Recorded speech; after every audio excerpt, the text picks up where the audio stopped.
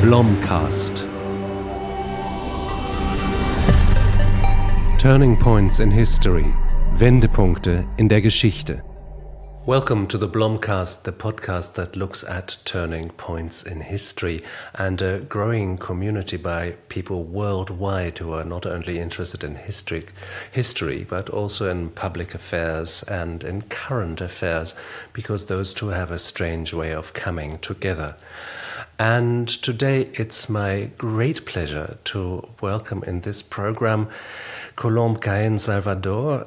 Colombe, you are not a historian. You're not going to talk about some point in the distant past. So tell me, what are you doing here and what is the turning point you're interested in?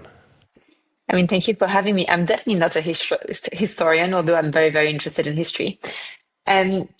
I'm looking quite a bit at the way we might be repeating history at the moment. So more specifically at how, for example, before the Second World War, the League of Nations came to die because of our incapacity to properly collaborate, and how I think the same thing is happening to our institutions across the world, from the United Nations to the European Union, etc., and what it means for the future that I think might look very bleak if we let this happen.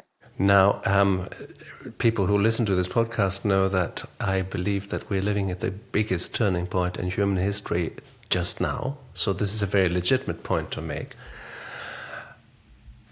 My question is, how did you come to this position? And, you are the leader. You are not quite a politician, or are you a politician, or you're a political activist? You have a party called Volt, which people may have heard of. You lead this party, you have helped to found it. So you're not quite a politician, or are you? You lead a party, it's called Volt, and it is a thing that so many people in Europe have asked and have talked about. It is a pan-European party. So let's start about you being a young woman and living at the time in London. How does one get the idea to just found a European party? So I don't lead it currently. I did for many years, but I was actually living in the United States. I was 21 and Brexit just happened. And I always had the idea of returning to the UK after my studies and living there. And along with two friends, an Italian one and a German one, we realized that our countries were heading in a similar direction than the UK in a lot of ways. We're talking about Frexit, and we saw the rise of far-right parties across Europe, from Marine Le Pen in France to in Italy, you had the far-right rising, and that is now currently in power. Germany, you saw similar trends in 2016, 2017. And it may well be in power soon. Exactly. And it freaked us out. And if there's something we learned, in high school and in history class and so on, is we have to be vigilant. History repeats itself. And it sounded, especially from the point of view of an Italian, a German, and a French, it sounded very worrying. And so we thought, okay, let's just, build a political party to counter this, as one does on a random, whatever day of the week it was.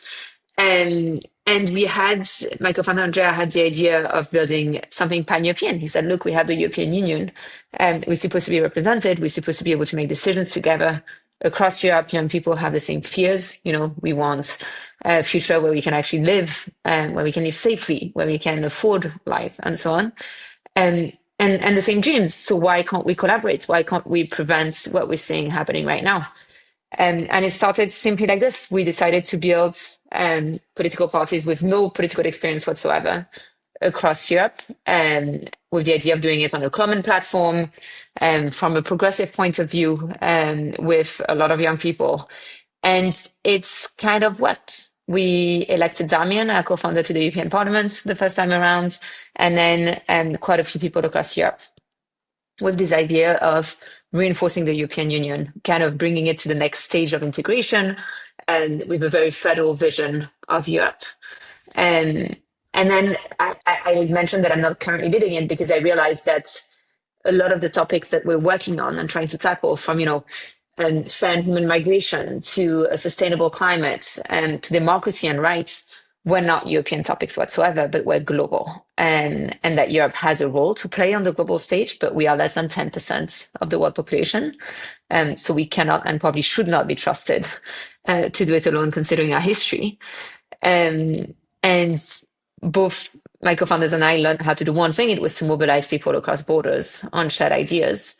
And so Andrea, the original person that had the idea of Volt, and I decided to build a global grassroots movement that is now becoming a political party across borders as well, called Atlas. From a left point of view on the political spectrum, progressive, and with the idea of tackling global threats as one.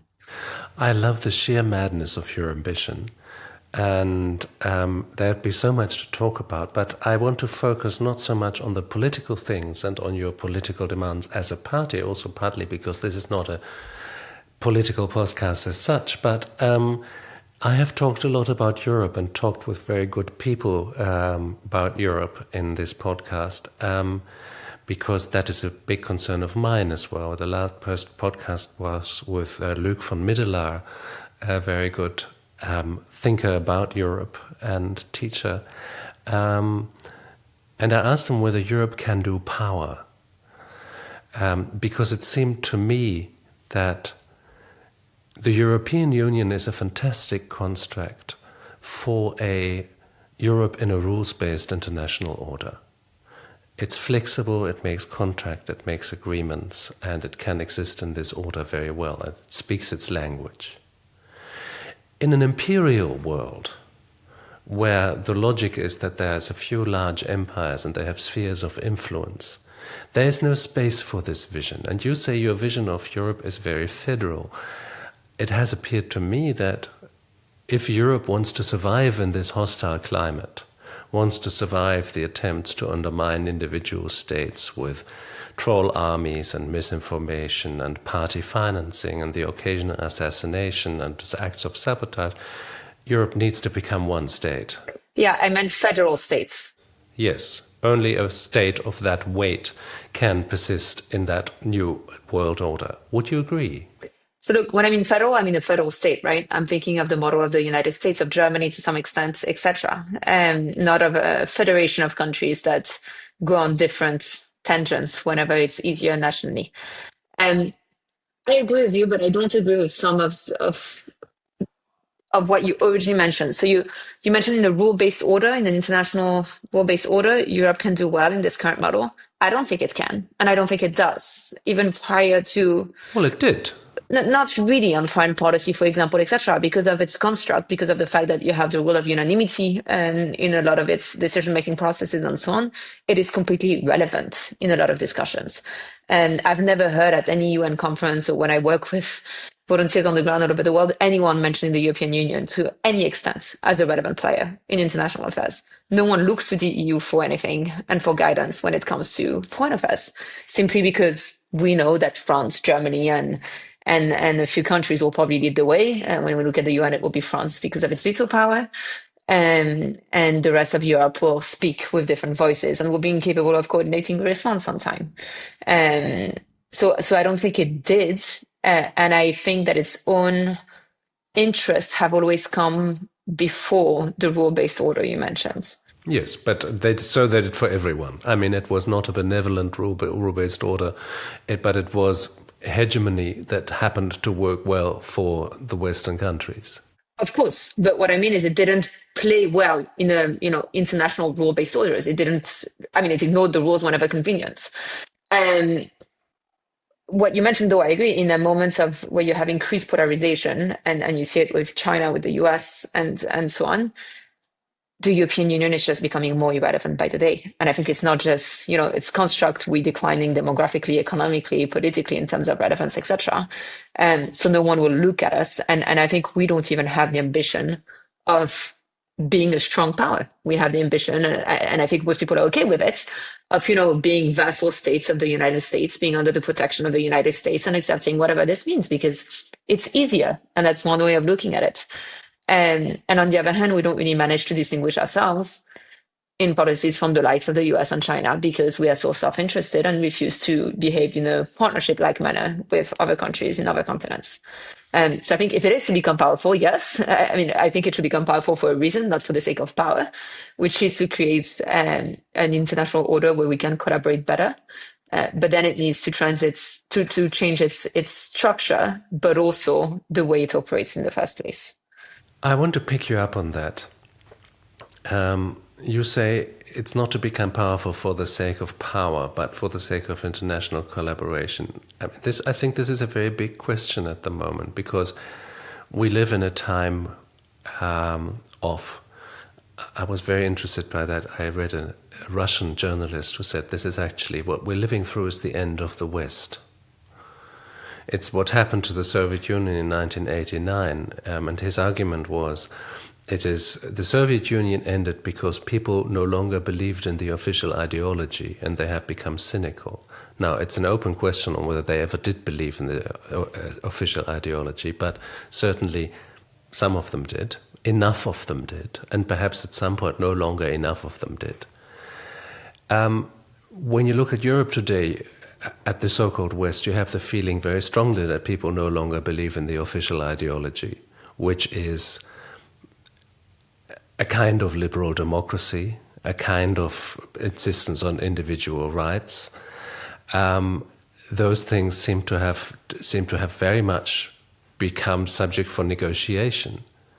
So what is happening to this construct, the West? And if you were to outline what should survive here, what is it that you think deserves to survive? Yeah, so I don't believe in the official ideology, and not in the terms of individual rights or whatever. I fundamentally believe in human rights and in international law and all of this. I just don't believe that the West was ever about this. And I think it came crashing down when you look at Gaza and when you look at the response to Israel and Palestine. And I think very few people could look at the news any single day and say, you know, the West is about democracy. The West is about rights. No, the West is about self-interest. And it has done so in its foreign policy systematically while pretending to have certain values and preaching them to others while refusing to apply them whenever inconvenient. And I think unless you fundamentally change this, I don't see any Western ideology surviving. And it's probably for the greater good in a way, because I don't see how we can justify the existence of a moral ideology of the West or of a moral view of the world when we're incapable of applying it ourselves. And I honestly, I don't see anyone buying it, neither in the West nor elsewhere. That I think stopped long before Gaza. That stopped in 2003 with the Iraq war.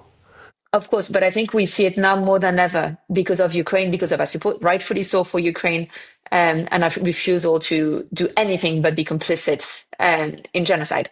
And again, like, I don't see how we can become powerful this way, or how we should. Like, I fundamentally don't think European countries should be more powerful than they are, considering their complete failure to uphold international law.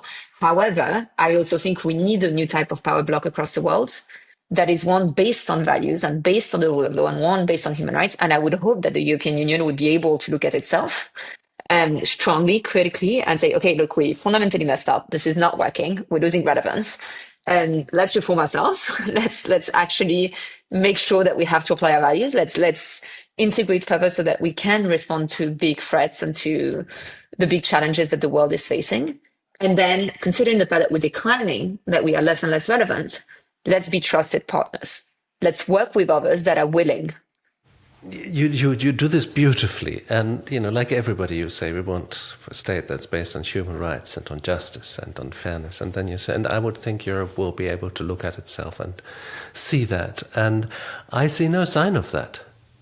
I see a world where much of the political power has gone to big corporations, where, you know, Europe is good at technocratically ruling itself, but not as it's coming together as a political unity, where there are still hugely divergent interests, political interests in Europe. I mean, yes, I'm with you in terms of ambition, but you're in politics, and how do you want to bring that about? Doesn't that take a catastrophe, basically? But didn't we just have multiple catastrophes? Yeah, but not in the public perception. Not in the perception of the Italians and the French and the Germans that you're speaking for. But I think we're reaching this point. Sabine has a couple of stuff. One, we are becoming so irrelevant that at one point it's going to hit us in the face. Yes, but we still have big cars. Of course, but my hope is that before we become completely sidelined in any discussion and can't even decide our own future, which again is beginning to happen. We see it. Like we talk about Ukraine, and Europe is not at the table through most of the discussion, and it's our continent. So it's beginning, but I don't think most people yet realize what this is. And I think once we have become completely irrelevant, we will have no choice but to either accept to be vassal states. And, that's one way forward. That's one way history could unfold. I think it's very pretty. We could sell tickets to Europe, and we could rebuild all our buildings to look ancient, and we could wear national costume. Yes, and we'll be a lovely museum for the world. Exactly. Or we might actually realize, okay, this is very messed up. We need to do something. And obviously, I don't expect world leaders to suddenly wake up, or European leaders to suddenly wake up and do all of this. And I think this is when political parties and movements and protests and all of this are actually fundamental in making it happen. So I don't expect Ursula von der Leyen to suddenly do her job properly.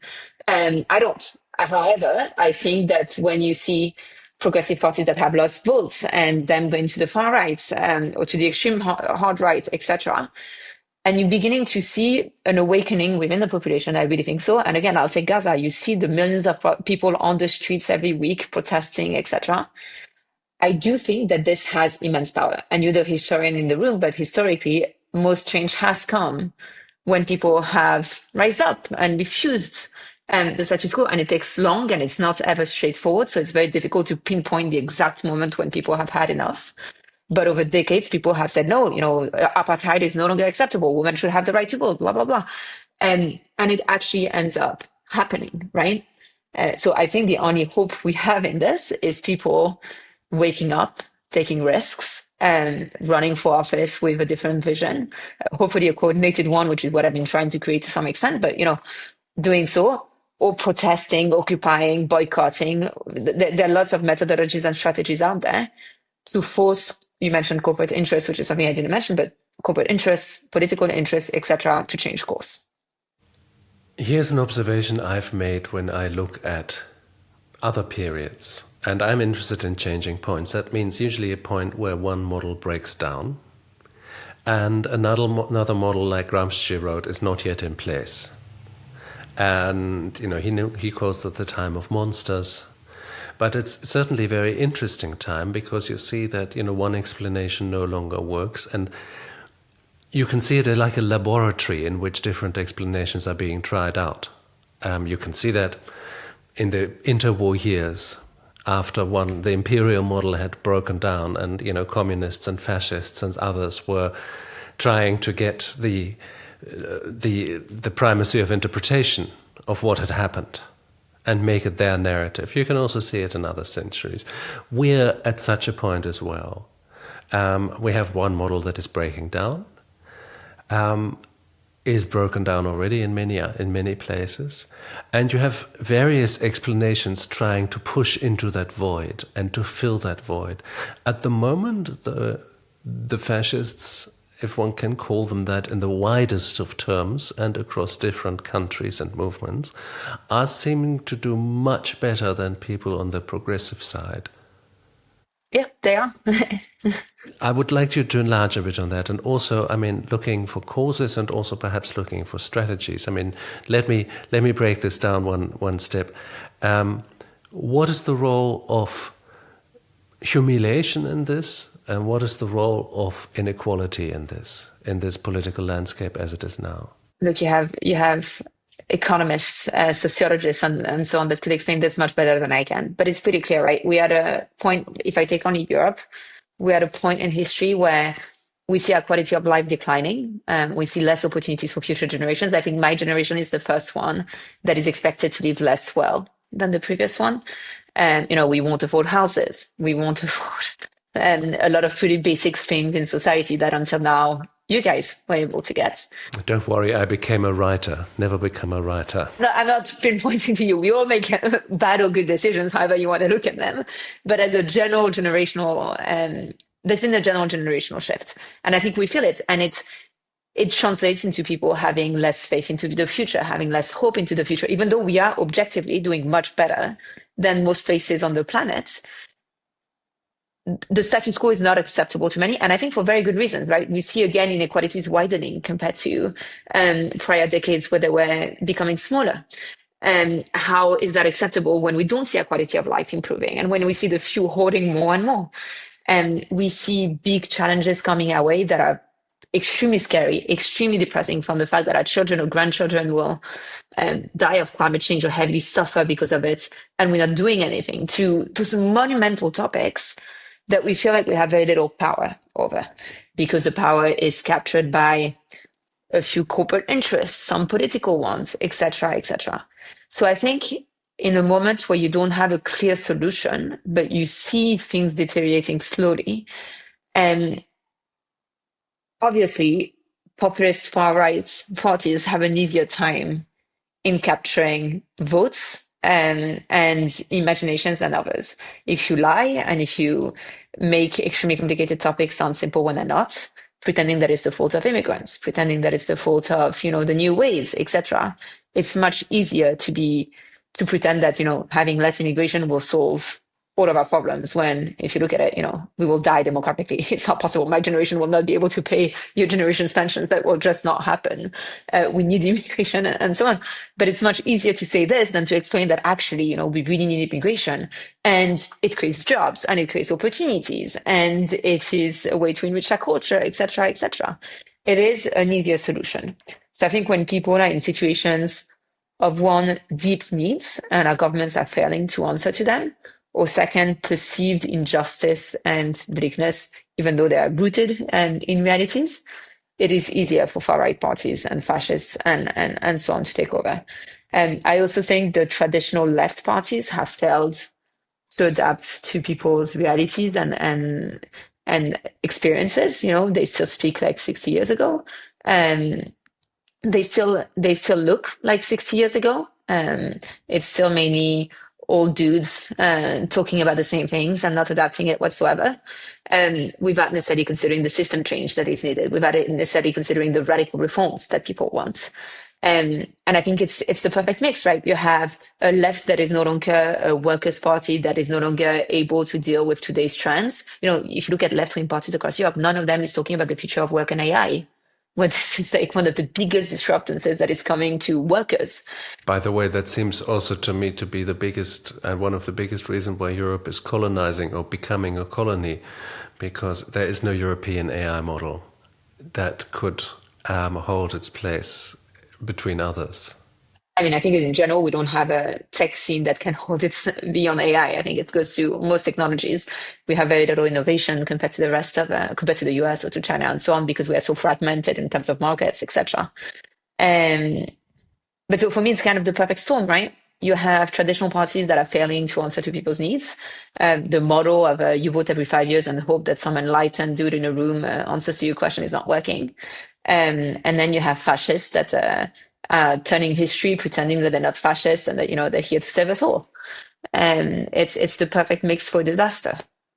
But lying is not a fascist privilege. Left-wing people could lie as well, but they don't seem to lie as well.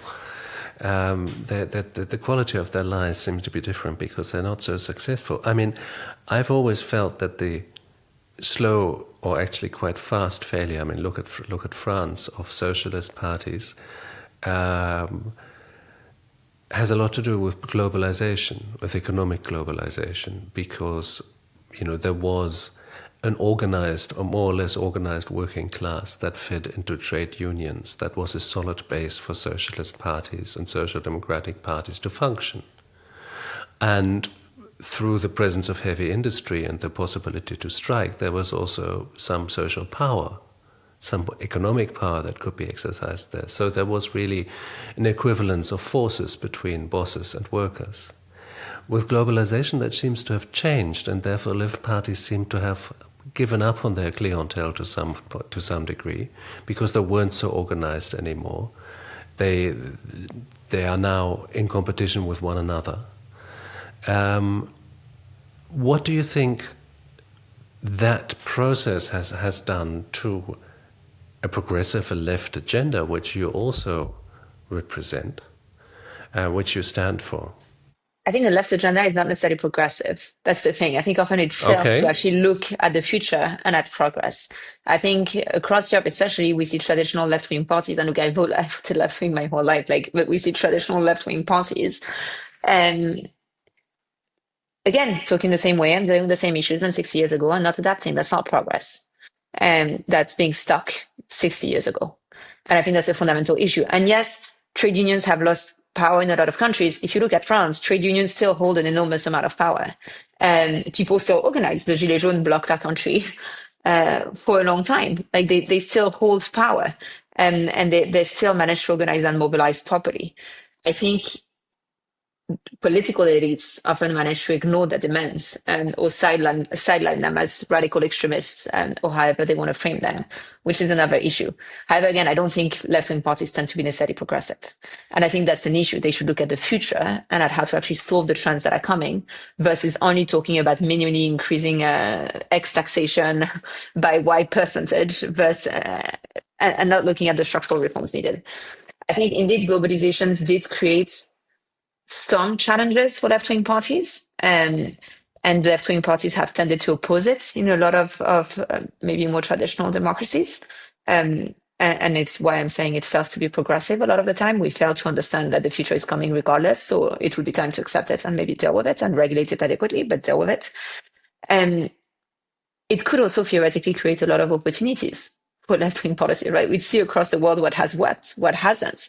We can learn from policies that have achieved success and dealt adequately with some of the challenges we're facing. And we could look at the flow of culture and information, what it could bring to our economies, countries, and societies if we're willing to embrace it. And we could truly collaborate. And I think, when I speak about politics and dealing together with global challenges, one of the first examples that ever existed of transnational collaboration was the International Communist Party. Not that I agree with those ideas whatsoever, but it's actually the first formal way for parties across the world to collaborate and come together and say, look, we're facing pretty much the same issues. Maybe we should kind of coordinate, learn, and share strength, right? It wasn't a far-right, ethno-nationalist, whatever party doing so. And so I think there is space for maybe not an international communist, but progressive left-wing parties to do better and to learn from one another and look at the future and inspire hope and not just fear. And show that by collaborating, by implementing more radical policies, we could have a brighter future, not just one where we avoid doomsday and don't die of climate. Do you think people would be willing to accept those policies? Because, that has been certainly the argument of the political class. I do a fair bit of lecturing also, or consulting also with politicians, and I find they're very often two kind of them. They're the cynics and they're the sillies. And the cynics know it all and say, yes, of course this is taking place, but we could never get this through our voters. Our numbers won't get for it. I can't build the alliances for it. My political party won't wear it, so forget it. What do you do to break through that? Is that just a perception and people would actually be willing to accept it? I was astonished. I lived in Paris when the smoking ban came in force. And I was convinced that in France nobody would take any notice, that things would just go on as they had before. But from day one, it was incredibly efficiently run. And I would say from year two, nobody thought about smoking in a bar anymore. And people thought, well, what a quaint old habit that was, and how terrible it must have been to be in an old bar like that. People, the point of this is people accept very quickly if you set a set of conditions. So is that a possible solution, to just set the conditions that allow a life that is no longer so extractive, a life that is no longer so self-interested politically? Or how do you want to build the alliances to actually make it grow? So when you talk about the cynics, I think that's why people don't trust politicians. And I think that's why people don't trust politics. And it's they see politicians as being calculated. Like when I see our leaders in Europe, there's very few that I could pinpoint where I would know why they actually were here, why they actually run for office in the first place. A lot of them are smart, so capable of navigating the system. But when I look at them, and I can pinpoint, for example, to Emmanuel Macron, France's president, the first time he ran was at the same time that we built Volt. And I was like, okay, I would love to be excited by this. Like I would fundamentally, before I knew that he was turning extremely right wing, I was like, I would actually love to be excited by this. This would be great, right? Like this could be something cool. But to my core, I don't know why he's here. I don't know what he's doing. I mean, he had no political agenda until 2 weeks before the election, which is absolutely insane and the most populist tactic ever. But I could not pinpoint his motivation because he was just trying to, see what people kind of got motivated about and not. And for me, how are people supposed to trust politicians when you see them trying to take advantage of the system or understanding which policy might gain them a couple of points versus actually fighting for what they believe in? So that's the first thing. If we want, I believe, left-wing parties to actually be able to win, or progressive parties, or anyone willing to counter the fascists and the far right, it might be useful to actually be able to trust why they're here and that they have a motivation that they want to see through. And I think the cynics have taken this away a lot of the time by pretending that everything has to be winnable and that every policy has to be one that is winnable. And the second thing is, I think we shouldn't forget that we all play different roles in societies, and it doesn't mean that we can't coexist towards a greater good. So if you look at it from an activist point of view, less from a political party point of view, but for women to get the right to vote in the UK, it took a lot of different factions with a lot of different strategies, and all of them thought that the other ones were ridiculous and impossible, hurting the cause, and wouldn't succeed, right? If you look at it, and I'm going to oversimplify it, you probably know as a historian much more, but you had what I call like the collaborators, the conservatives that worked with members of parliament, all men, that tried to look legitimate, that probably like denied women's experiences to a certain extent, etc. But they thought that by seeming to be part of this club, they could actually be accepted. Then you had the moderates that were trying to rally support across England, that were trying to show that women could be responsible, could get the right to vote, but also it was the right thing to do. And some women, not necessarily all women. And then you had the radical or extremists or terrorists, however you want to look at them, that would put bombs in mailboxes. And sometimes civilians would get hurt, right? That would use extreme techniques. But in a way, I don't believe we would have gotten the right to vote if all of them didn't coexist at the same time. The terrorists, which I think are just freedom fighters or extremists, actually managed to create a public discourse that didn't exist before, right? Like this became a topic of discussion and people could not ignore it. Then the moderates managed to, distinguish themselves from those crazy people because whatever, we don't want to be associated, and make it seem acceptable to the wider population, while the conservative collaborators, however you want to call them, managed to make it seem almost acceptable to the establishment. And I think what at the time they might not have recognized the need for all of them to coexist at the same time, and the need for all of them to probably really disagree with one another and push forward. I at least see history as this was needed. We needed all of those forces at the same time. I would like to go for it. Sorry, go on. No. When we look at politics, it's kind of the same thing. We think, well, the idealists will hurt the cause because it won't really happen this way, right? Like the reforms are too radical, they're too big. Like when I look at my work and I want to reform the UN, I want to make it democratic. I want to take away the veto power. I want to ensure it has the power needed to do its job. People look at me and tell me, okay, but our campaigns, our work is becoming ridiculous because of you, because suddenly you make it too radical. People don't want to work in this space. To make clear, you want to run for Secretary General of the United Nations to reform the United Nations. I am running for United Nations Secretary General. Fantastic. Unfortunately, I can't vote. You can't, but you can endorse the campaign, which is like a vote from a citizen's point of view, but which is actually like a radical thing of running for a system that doesn't allow democracy or elections, to try to change that system from the outside, because they don't allow citizens, and it's always a man, to actually run for this role. And again, I probably 99.9% will not be selected. But by doing so, I hope to create a discourse that they can't ignore, so that then those within the establishment can say, well, maybe we should talk about reforming this undemocratic institution. And then the collaborators can go maybe a bit less far, but get it across the finish line. And I think it's what needs to happen in politics as well. You need the idealists to fight for the grand vision, because without the grand vision, we don't know where we're heading. We just know what we're fighting against, but we can't provide a grand vision of the future. And it won't happen this way. You won't probably directly get the power you need to be able to make it happen. And you'll have too many powerful actors, corporate interests, political interests against you to make it happen this way. And then maybe you'll get the more centrists that will write a bit on this, distinguish themselves from you, distance themselves from you, and get it to more mainstream interests in a way. And you'll have a few collaborators that might actually take it on from inside while making it way, way less radical.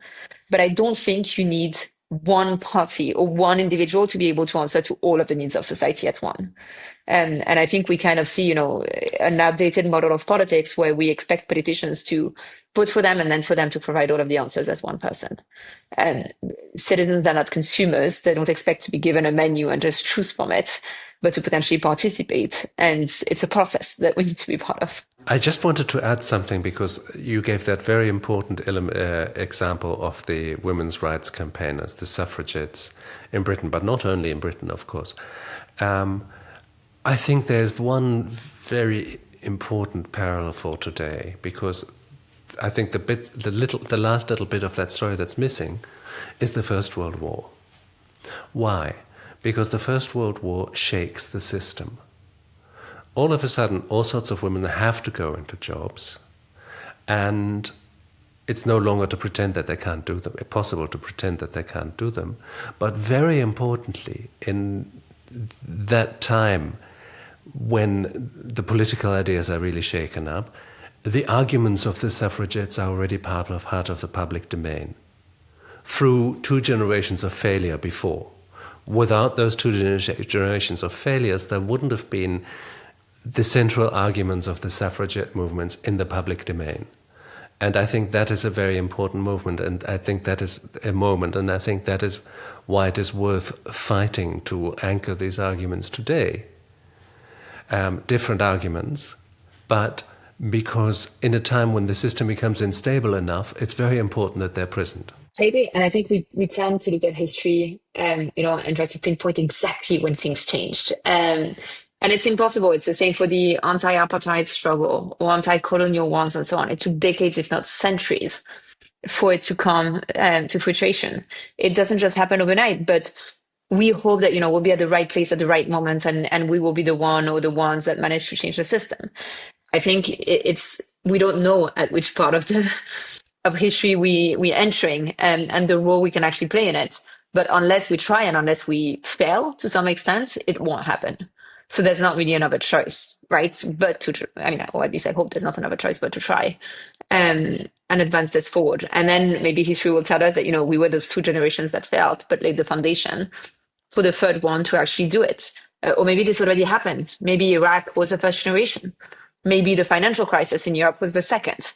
And maybe we are at the moment where it's no longer tenable and where we have seen it too much already. And so we can't pretend.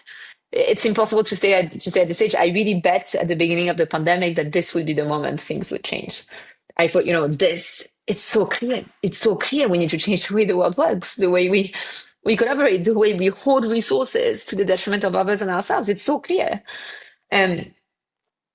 No, clearly very few people for the same thing. Or not enough, right? Or we didn't act enough, or didn't do it well enough. So who knows at which stage we are? I just think the intellectual game of strategizing about this is less important than the fact of actually trying to take action and change it. You mentioned that this is not the place of a great vision. I agree with that. I have been running around for a while saying European societies, or perhaps Western societies, are basically afraid of the future. We want to prevent having a future. We don't want a future because the future is change, and change is bad.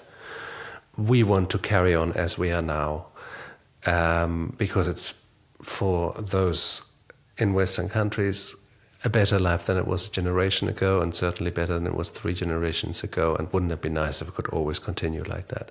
Now, it might or might not be nice, but it's not going to be the case. You say there would be a grand vision, and I do believe that you can't be a society, also not a democratic society, without some sort of shared project that binds you together and makes you not just a bunch of people happening to live in the same place, but actually a society. When you talk about this grand vision, what kind of a grand vision are you talking about? What is the purpose? So I think the way we build grand vision has shifted. In the past, indeed, I agree. We need a project. We need to have a shared understanding of the future in order to be able to live together. But in the past, the shared understanding, so if you think of the European Union, was created by a few intellectuals or elites behind closed doors, right? And then was unveiled to the people as this is the future, right? Like the coal and steel community and all of this, like this is the future. This is what we're going towards. This is how we're going to prevent World War III, etc., etc. And I think we have evolved too much in a good way to accept this way of doing things any longer. To think that a few countries, individuals, intellectuals are going to sit behind closed doors and explain that the future of the world is this new institution, or this new project, or this new vision, and that we all now have to get behind it and, rally because this is the future. And I think it's why it's so messy and difficult to articulate. It's because suddenly we have people rising up in all corners of society across the globe with very different demands and uncertainties, and the demand to be part of this process of trying to formulate what is the next big vision for their country, for their region, and for the world. And you see kind of the same issues coming up, right? You see economic inequalities, and you see the fact that a lot of people feel like they still live in colonies. And you mentioned we might become colonies ourselves. I think with vassals, which is a bit different, but which would be nice historical irony. Yeah, what comes around comes around. But like it's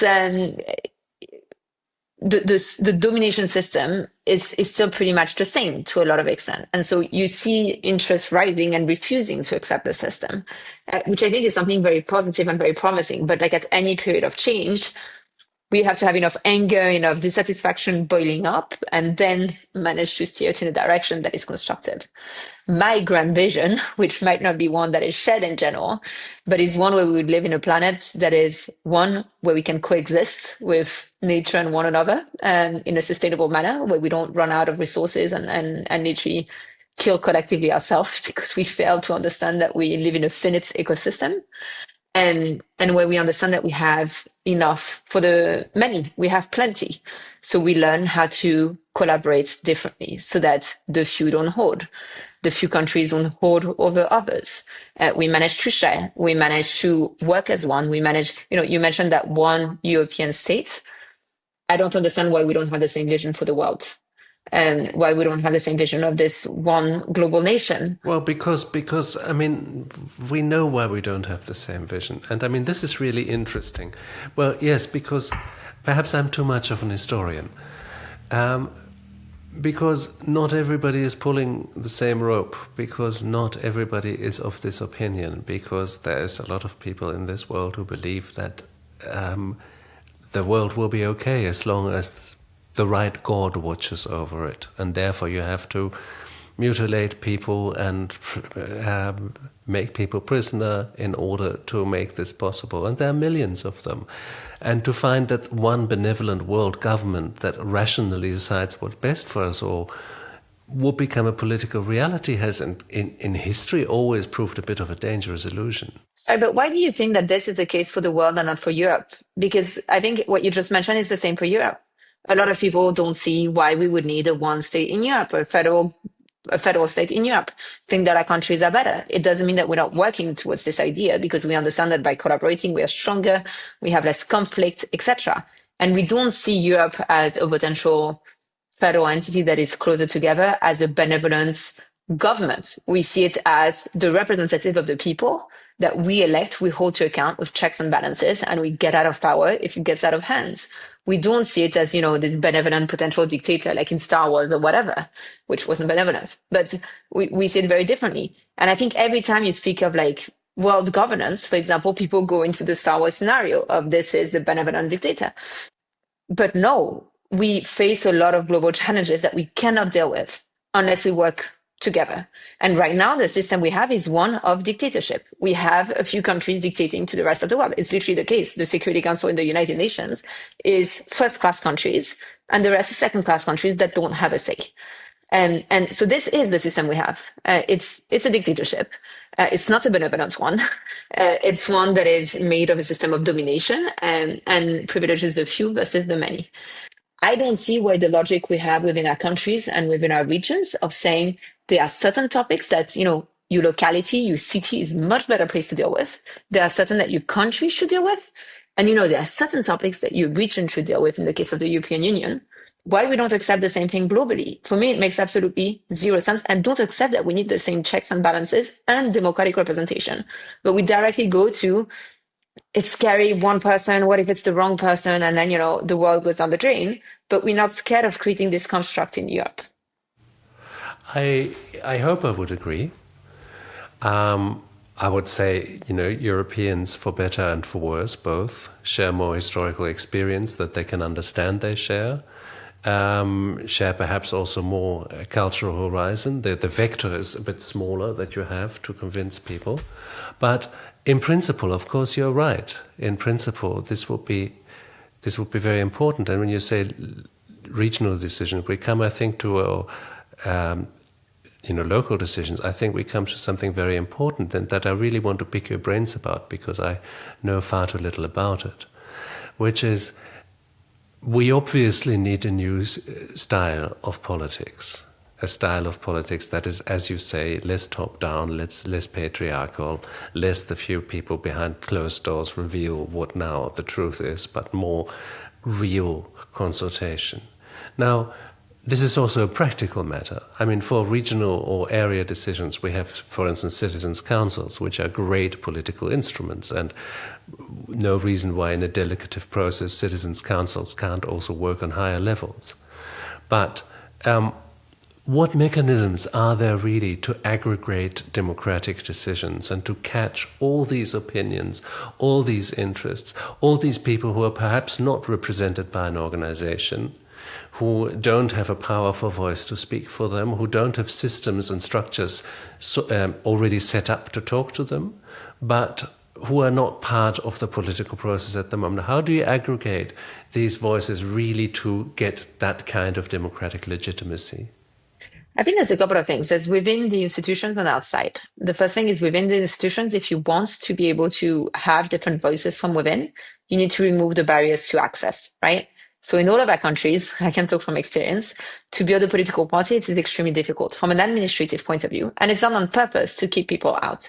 There's theoretically laws that make sense since the Second World War to avoid foreign intervention or whatever, because we wouldn't want the spread of Nazism the same way. Not that it's stopping it, but theoretically, some of it can be justified. However, in France, you need to be able to either raise a lot of money in your own name or open so many bank accounts that get refused by the state unless you come with your own money that you can't actually operate as a political party to run. It's very difficult. In Italy, you need to collect millions of signatures with a notary to open a political party. And Germany is actually one of the few countries that is easy to open a party and operate it in. So from this point on, if you want people from outside of the system to be able to participate in the system, to be able to represent their own interests and to advance the discussion, you need to make the system accessible. And it's not. And I really believe it's by design. And it's a way to keep people out. And a lot of politicians that I spoke to about this tell me, no, but then it's a problem if you have too many parties because the parliament is like, it's a problem. We can't govern. We can't work together. Well, it's called democracy, right? Like you gain votes based on the popularity you have. And so instead of trying to keep people out, maybe try to gain more votes. So that for me is number one. If you actually enable people to participate within existing party structures and maybe have a bit of renewal that would benefit everyone, but also new parties and new types of parties as well, citizens lists, collectives, etc., to be able to participate in elections, you'll have way more diversity and representation of voices. You have a lot of participatory democracy mechanisms that exist that you mentioned, citizens' assemblies, participatory budgeting. You have a lot of those. I don't think they solve the issue. I think getting people to participate on critical issues in a more meaningful manner than simply by voting is fundamental. And we've seen it on marriage for all in Ireland, on abortion in Ireland. We've seen it on a lot of topics, on budget laws and so on and so forth. but it's not the solution, because you still need an executive to be able to make fast decisions on a lot of topics. So involving citizens as citizens is important, but it won't solve the issue. And I think you need to enable people to actually become powerful wherever they're from and limit the interests of corporations and a few others to influence politics. But then again, we're still playing within the same system, right? If you look beyond your own borders, we're still playing within a system that is deeply unfair, within a system that is broken. So unless we manage to fix this in Europe by actually having a European Union that works, that is democratic, where you have a parliament that acts as a parliament, has a right of legislative initiative, doesn't simply, ask to approve Is elected directly? I mean, the parliament, we elect it, right? We elect our parliament. We don't elect the head of the commission. No, but we elect national parties that then get together behind the famous closed doors to sort out their platform, which nobody voted for. Surely parties like Volt, which would be directly accountable and directly elected, would be a better idea across Europe. Of course. And I think this is the natural next step, right, for parties to become transnationals. That's why I built one in Europe and I'm building one globally. And you need parties to campaign on and work together across borders to be able to be represented across borders. But I think the system needs to enable this at first. Volt is an exception to a system that doesn't allow for its very existence. We created a pan-European party, but there's no such structure. The only pan-European party that exists are groups within the parliaments, where you have national politicians coming together. We created an NGO that holds IP rights of national political parties. We played with the system, but it's not enabled by the system in the first place. And so you need to change that system to make it what it's supposed to be, which is democratic, which is voting for a parliament across borders with transnational lists, and with a parliament that actually represents you, so can propose laws. If we choose an indirect democracy system, can elect a head of the European Union, where you remove the veto power of the Council, because in which democracy does one manage to block all others? That's not how you make decisions. And then you can, of course, include more participatory mechanisms, and you should. On a lot of topics, we should have citizens' assemblies. We should think about a new European constitution. And for this, we were talking about projects for the future. Well, for a project for the future, we need people to participate in it, and not just a few representatives, but then you need to create those mechanisms. And all of this should be done from the people, involving them. But you need, I think, doing this without fixing the system is a bit of a fake solution. And what the previous commission tried to do with, I don't even remember how it called it, the Summit of the Future of Europe or whatever, that no one ever heard about and didn't actually fix any of the issues. I certainly haven't heard about it, I must admit. Conference of Europe. I do want to talk to you about Atlas, because that is another thing that could be a fantastic thing, or a bit of a piece of political concept art. Already getting the interests together within Europe is proving very difficult. If you want to have a political movement that is global, what do you base it on? Exactly the same thing. We have the same hopes and dreams everywhere. I'm actually not kidding. I've worked now for years with people. Our biggest chapters are in India, Kenya, Italy, Brazil. It's literally worldwide. I'm not facing any more difficulties than doing so in Europe. I'm not closer to someone in Germany because than someone in Kenya. The realities on the ground are very, very different. The levels of inequalities, of poverty, and the democratic practices and weaknesses are very different and make running for office more difficult in a lot of places. But the hopes and the fears are pretty much the same everywhere. So we base it on exactly the same thing. The fact that we need to work together to be able to have a future that is worth calling a future, that is worth looking forward to. And then from there on, you work together to create policies, programs, run for office. We're getting ready to run for office in Italy in the regional elections, in Uganda in the new year. And from there on, take it forward. It's not easy, countries don't all have democratic practices that protect citizens participating in elections.